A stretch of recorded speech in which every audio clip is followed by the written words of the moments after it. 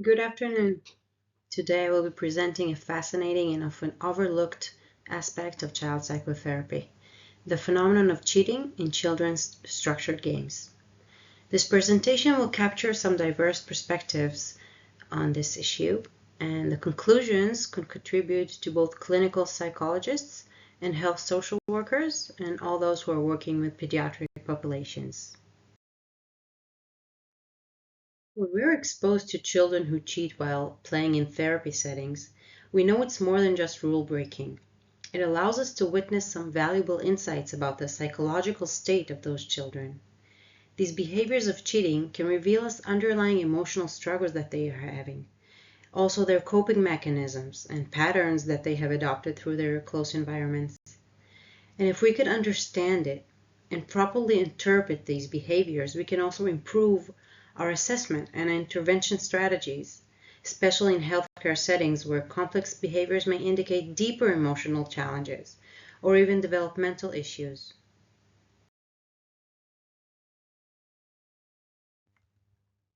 Our work is based upon a rich history of research in child psychotherapy.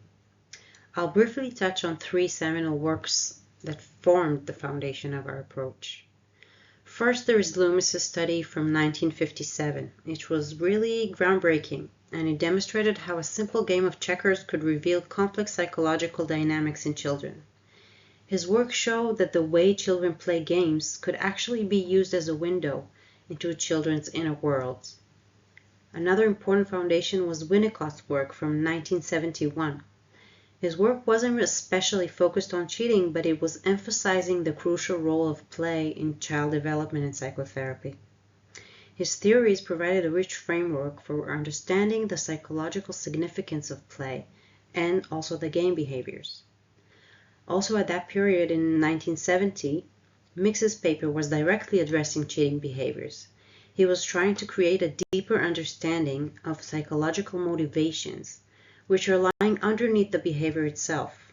That made a significant shift in therapeutic practice. In order to illustrate our approach, let's consider the case of Sarah, a 10-year-old patient. She came from a challenging home environment where her parents were very strict and inflexible with her. They were always focused on her academic grades rather than her emotional state. During our therapy sessions, she constantly changed the rules of the games we used to play together. She obviously wanted to win, but that wasn't enough for her. She also needed to ensure her victory in the game. My therapeutic process with Sarah evolved from a non-directive approach in the beginning, as I was allowing her to demonstrate her cheating behaviors. And then I started switching to a more active intervention with her, where I started mirroring her rule-changing behavior, and I was also cheating while we played. This led to a breakthrough moment where Sarah was able to articulate her repressed feelings towards her parents. She was allowing herself to express also anger, frustration, and all the negative feelings she felt towards her parents. As therapy progressed, I observed some important changes in Sarah's play behavior. She began to show more sense of ease, and her need for control also slowly reduced. This was an indication of a meaningful progress in her interpersonal functioning. We can look at the work in Sarah's case through multiple theoretical lenses. From Loomis's perspective, the fact that Sarah was always changing the rules showed an acute fear of failure that she has, along with a profound need for control, likely coming from the pressure that her parents were putting on her. If we look through Winnicott's theories, we can see Sarah's cheating as an expression of a false self, which is a defense mechanism she uses in order to protect her authentic self from the perceived threat of failure. If we look through Mix's approach, we will see Sarah's behavior not as a problem to be solved, but as a complex expression of her developmental struggles with self-esteem and competitiveness. Finally, the multifaceted clinical approach underscores the therapeutic value of play, not just as a recreational activity, but more as a diagnostic tool and medium for therapeutic intervention.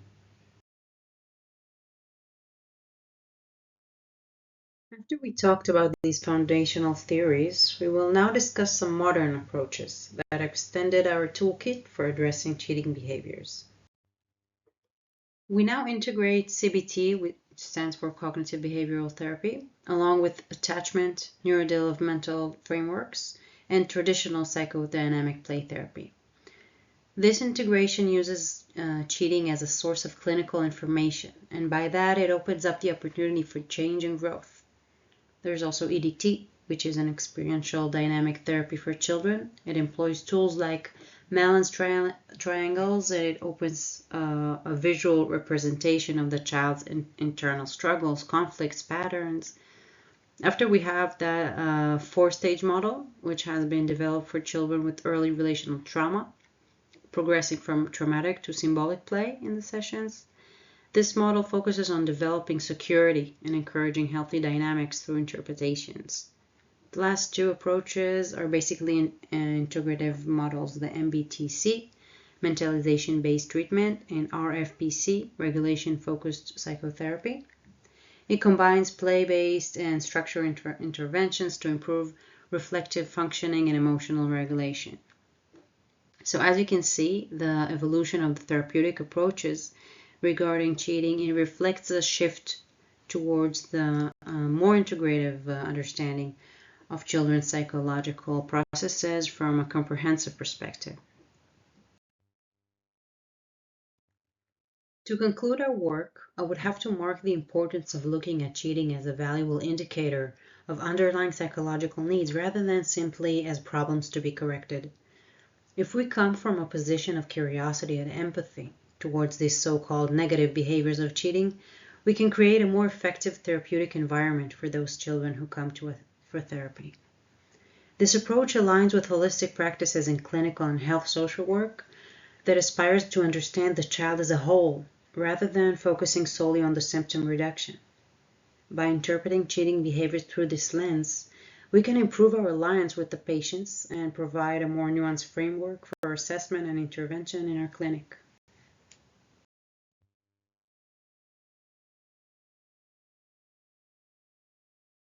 Although there has been a significant progress regarding this field of study, there are still many avenues for future research. First, we need to connect the dots and explore the relationships between specific cheating patterns and some various psychological issues. Maybe a certain cheating pattern is linked to anxiety or troubles at home. We should always try to look at the whole picture and adopt a more integrative therapeutic approach. Also, there is longitudinal studies that can help us track changes within the children. We need to follow up in order to see if our therapy methods actually work in the long run for those patients. In the cultural aspect, we know that different families have different rules, and children might have different ideas about game norms. We need to understand this better and take it into consideration throughout therapy. Another interesting direction is the neurobiological study. If we know what's happening in the children's brain while they're cheating in games, it could help us come up with a new strategy on how we could help them in the best way that we can. And last but not least, as therapy increasingly moves into digital spaces, we need to understand how cheating can take place in virtual therapeutic environments and adjust to that changes accordingly. Thank you for your attention. We believe this work can open up some new possibilities for working with children and enrich therapeutic perspectives. For any questions or comments, please contact me via this email.